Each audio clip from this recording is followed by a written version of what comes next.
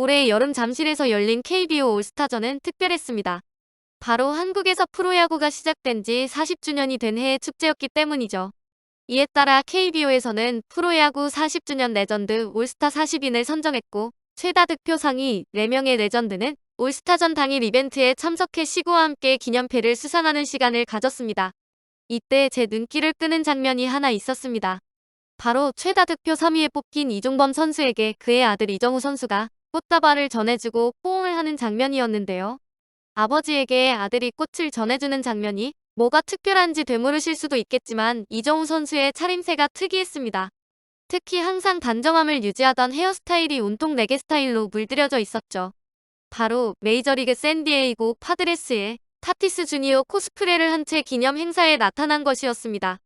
타티스 주니어는 현재 샌디에이고에서 맹활약 중인 김하성 선수의 자리에서 뛰던 붙박이 주전 유격수였는데요.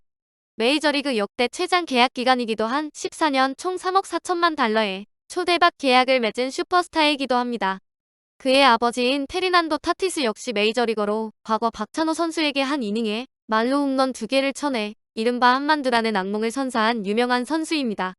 이정우 선수는 동년배의 야구 스타이면서 야구 선수 아버지를 두었다는 공통점을 부각해 페르난도 타티스 주니어의 모양새를 따라한 것이었고, 이를 증명하듯 유니폼 뒤편에는 종범 주니어를 새겼습니다.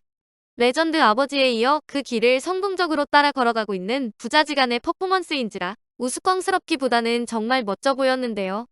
불행하게도 이정우 선수의 이름은 이종범이 될 수 없습니다. 한국에서는 자식이 부모와 같은 이름을 쓰는 것이 금지돼 있기 때문이죠. 왜 그럴까요? 여러분은 지금 일상인싸를 시청하고 계십니다. 구독은 큰 힘이 됩니다. 동아시아 한자 문화권에서는 사람을 부를 때 본명을 직접 부르지 않고 돌려 부르는 관습이 있는데요. 이를 피휘 또는 기휘라고 합니다. 도상과 같이 이름 대신 호를 붙여 부르던 풍습이나 부모나 조상의 이름을 묻는 질문에 답할 때 홍길동이라 하지 않고 홍길자 동자라고 조심하여 부르는 것도 같은 맥락입니다. 부르는 것조차 조심스러운데 쓰는 것도 당연히 조심해야겠죠. 동아시아인들은 일반적으로 군주나 자기 조상의 이름에 쓰인 글자를 사용하지 않았습니다. 문제는 이로 인해 점타 쓸 수 있는 글자 수가 줄어들게 되면서 백성들의 불편이 이만저만이 아니었다는 데 있었죠.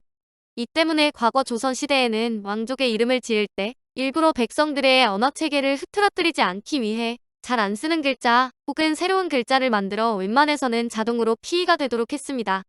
심지어 피위에 신경 쓰지 않아도 될 정도의 인물이 쿠데타를 통해 왕이 되거나 직계가 끊겨 어부지리로 왕위를 얻었다면 그들이 가장 먼저 나서서 했던 일은 이름을 바꾸는 것이었을 정도였죠. 현대에 들어서도 한국과 중국에서는 보통 자식과 부모 혹은 조상과 후손은 이름에 같은 한자를 넣지 않습니다. 심하면 외할아버지, 외할머니의 이름을 피의하기도 하며 학렬자를 정할 때 일정한 간격을 두고 순환시키는 이유도 가까운 선조의 이름과 글자가 겹치는 것을 자연스럽게 피하게 하기 위함이죠.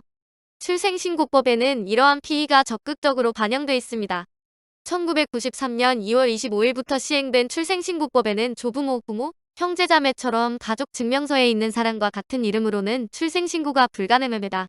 즉, 미국의 타티스 주니어는 있을 수 있어도 한국의 종범 주니어는 있을 수 없는 것이죠.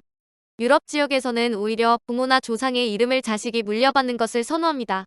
이 때문에 유럽 귀족 집안 가계도에서 특히 장남의 이름을 쭉 거슬러 올라가 보면 같은 이름의 반복을 드물지 않게 발견할 수가 있죠. 그래서 군주의 이름을 백성이 그대로 쓰는데 거리낌이 없었고, 워낙 동명이인 군주가 많다 보니 구분을 위해서 루이 14세 등으로 표기하기에 이르렀죠. 유럽의 문화가 이식된 미국에서도 아기의 이름을 부모나 조부모의 이름과 똑같이 짓는 경우가 많습니다.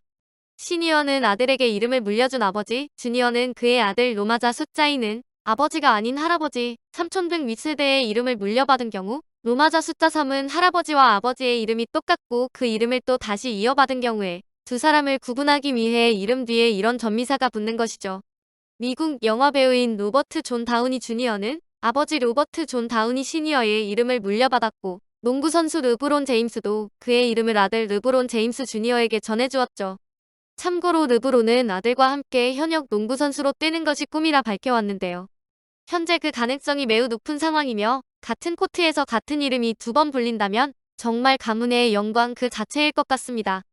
단, 아들의 이름 뒤에 주니어를 붙이기 위해선 아버지가 살아계신 상태여야 하는데 미국의 41대 대통령, 아버지 조지 부시가 이미 돌아가신 상태라 43대 대통령 아들 조지 부시는 조지 부시 주니어라 부르지 않는다고 합니다. 우리나라에서는 아랫세대가 윗세대를 존경하고 기억하는 방법에는 여러 가지가 있습니다.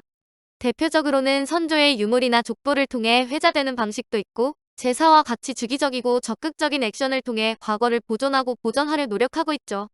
그러나 서양의 경우와 같이 선조가 후대에게 그들처럼 살길 바라는 마음으로 갓 태어난 아기에게 똑같은 이름을 전수하는 것은 아무리 생각해도 제겐 낯설기만 한데요.